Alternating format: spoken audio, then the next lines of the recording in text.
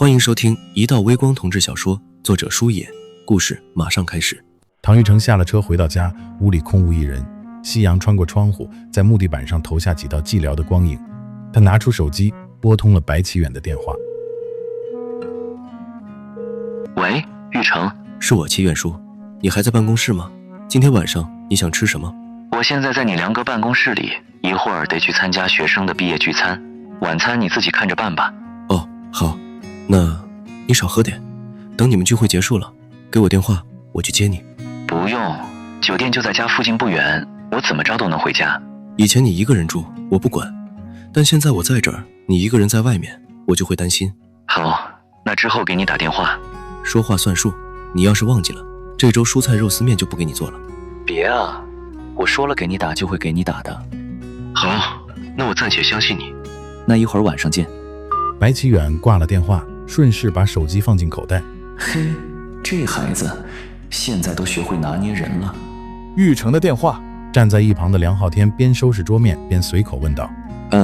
白啟遠從椅子上站起，伸了個懶腰，來到窗邊，看着外面校園裡走來走去的人。有人關心是好事呀，你怎麼那個表情？這一年一年的時間過得真快，一眨眼的功夫，這屆學生又要畢業了。希望他們將來都能心想事成吧。你這個人就是太理想主義了。梁浩天嗤笑一聲，他們自然會有他們自己的造化，不用你操心，您還是多操心操心自己吧。我怎麼了？我对自己目前的狀態挺滿意的。梁浩天嘆了口氣，不識廬山真面目，只緣身在此山中。你才是最讓人操心的那個。前幾天我跟宋毅在酒吧喝酒，我是看出來了，他對你有意思。白啟遠神色一僵，重新坐在了椅子上，沒說話。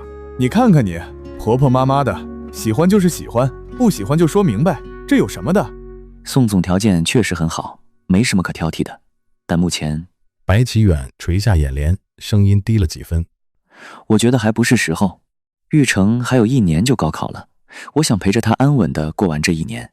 你可真會找借口，談戀愛是你自己的事，怎麼扯上唐玉成了？他有學校老師看着呢。再說了，你又不是他親爹，還得考慮給他找後媽的感受嗎？你談個戀愛還得經過他審批不成？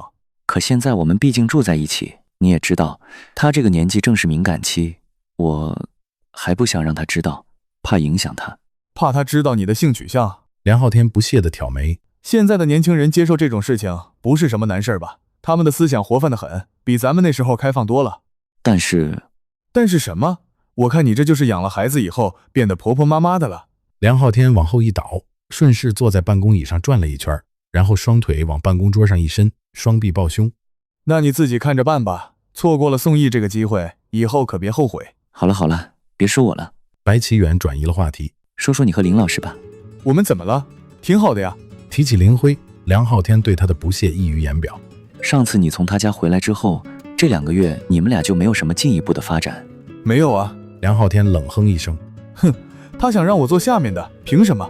他那副理所當然的樣子看着就沒誠意，現在想起來我就來氣。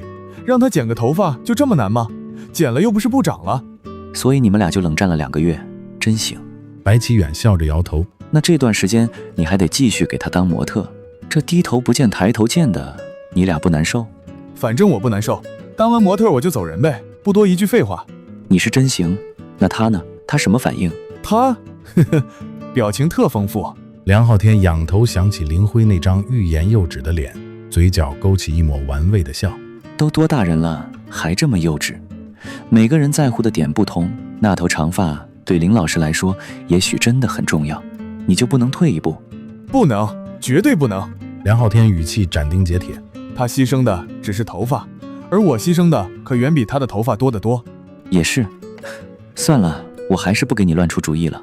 說着，白啟遠又掏出手機看了一眼，時間差不多了，該走了。這個謝師宴要是沒了詩就奇怪了，一會飯桌上咱們好好喝一杯。這可是你說的啊，難得你今天不用回去陪那個大孩子。說什麼呢？玉成又不是孩子了，不能把他當孩子，這點我得學着適應。就算我1天不在家，他也會自我管理得很好，家也被他打理得井井有條。哎呦，白教授有進步啊，學會放手了。那必須的。兩人說笑着，一前一後走出了辦公室。謝師宴被安排在離學校不遠的一家酒店裡，現場採用自助餐形式布置，場地開闊，人烏泱烏泱的。儀式最初還走着官方流程，系主任致辭，學生代表登台發言，細數幾年來的點滴，向老師們致以誠摯的感謝。等這些環節一一結束，原本克制而莊重的氣氛才徹底放鬆下來，全場進入自由活動狀態，談笑聲與碰杯聲此起彼伏。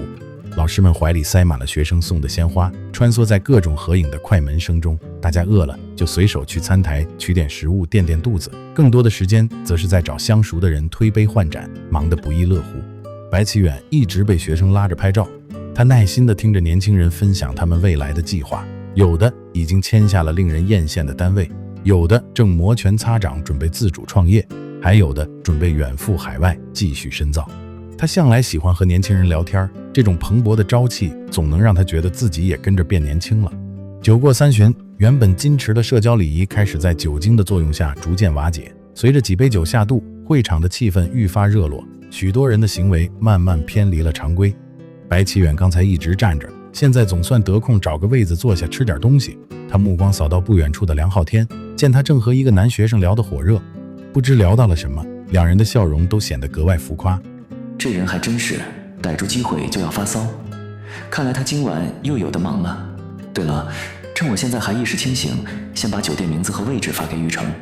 這樣想着，白啟遠就掏出手機給唐玉成發了條短信，那邊秒回：我現在去接你。確實有點累了。好吧，你來吧，我在酒店門口等你。好，我會很快。白啟遠收起手機，重新站了起來，剛想邁步，助教周牧陽端着酒杯走了過來。白教授，有人提議去 K 歌，您去吗？我就不去了，有點累。那需要我送您回去吗？周牧陽的語氣透着關切。不用，一會兒我侄子過來接我。侄子？周牧陽頓了頓，然後立刻放下酒杯，機敏地抱起白啟遠身旁的花束。這花挺沉的，我幫您拿着，正好順便送您到門口。白啟遠沒有推辭，兩個人來到酒店門口站定，吹着夜裡微涼的風聊着天。白啟遠順便給周牧陽交代了暑假後新學期的安排。就在這時，一個高大的身影悄無聲息地出現在白啟遠身後。周牧陽率先看見了他，那青年身形挺拔，眉眼冷峻，周身透着一種沉穩。啟遠叔。白啟遠回過頭，眼裡浮起笑意。你來了？這就是白教授口中那個侄子啊，長得挺帥的。不過他看我的眼神怎麼感覺怪怪的。這時白啟遠回過身：我侄子來了，你把花交給他吧，謝謝你啊。唐玉成俯身捧過周牧陽手裡的花束。剛才跟你說的是等開學之後再詳談吧，我現在先走了。白教授您慢走，再見。再見。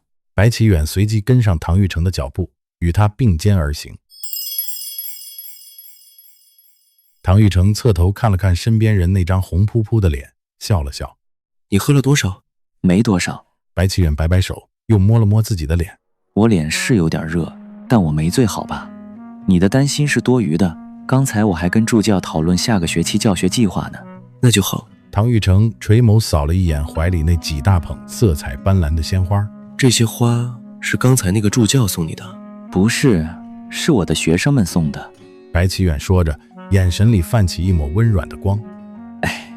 每年的這個時候我都會收到這麼多花，但每年我都很感動，看着這些花，我就能真切地感到自己的工作得到了認可。唐玉成突然長長地嘆了口氣。你怎麼了？幹嘛嘆氣呀？白啟遠疑惑地歪了歪頭，上頭的醉意讓他的動作顯得有些俏皮。我有點羨慕你的學生，當你的學生應該很幸福吧？